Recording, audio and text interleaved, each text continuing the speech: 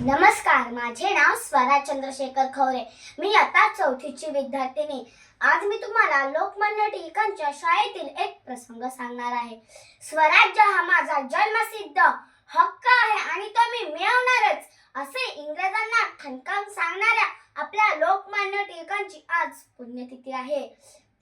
लोकमान्य टिळकांचा जन्म 23 जुलै 1856 रोजी रत्नागिरी जिल्ह्यात चिखलगाव येथे झाला व लोकमान्य टिळकांची जडणघडण व शिक्षण हे सर्व पुण्यातच झाले व लोकमान्य टिळकांचे वडील एक शिक्षक होते व ते लोकमान्य टिळकांना गणित हा विषय शिकवायचे.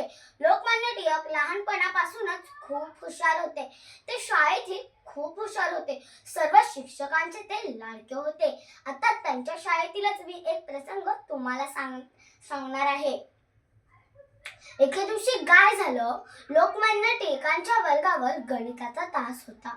गणिताच्या गुरुजींनी सर्व मुलांना एक गणित सोडवायला दिले आणि म्हणाले, त्यांचं गणित सोडवून होईल, त्यांनी पाटी उलटी करून ठेवायची आहे.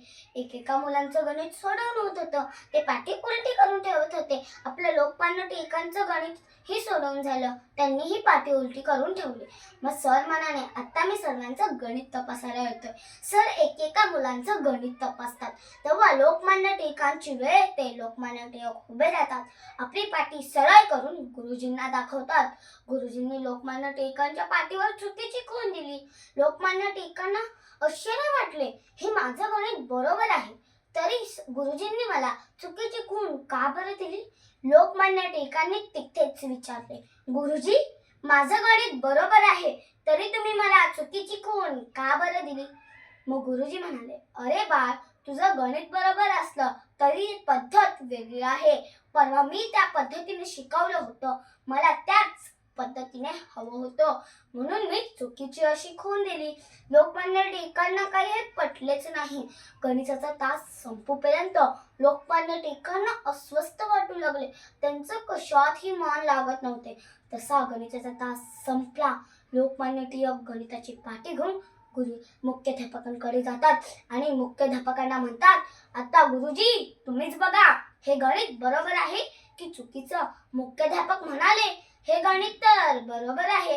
तेवढ्याच मागून गणिताचे सर आले आणि ते म्हणाले की परवा मी त्या पद्धतीने शिकवलं होतं, मला त्याच पद्धतीने हवं होतं, म्हणून मी चुकीची खूण दिली आहे. आता मुख्याध्यापकांसमोर पेच प्रसंग निर्माण झाला. मुख्याध्यापकांना न्यायनिवाडा करायचा होता. मग मुख्याध्यापकांनी पुण्यातील प्रसिद्ध गणिताचे सर म्हणजेच कैरूनाना छैत्री यांना बोलवले. कैरूनाना छैत्री जेव्हा शाळेत येतात, ते बाळाचं गणित तपासतात.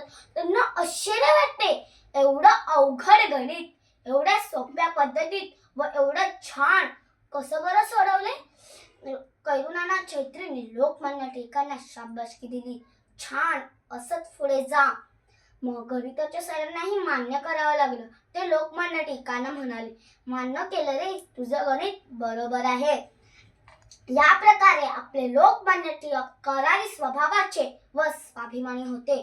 तर मित्रांनो, आपण याच गोष्टीतनं काय बरं शिकतो की आपली जी गोष्ट बरोबर असते त्या गोष्टीवर आपण ठाम उभा राहायला पाहिजे. जय हिंद, जय महाराष्ट्र, वंदे मातरम.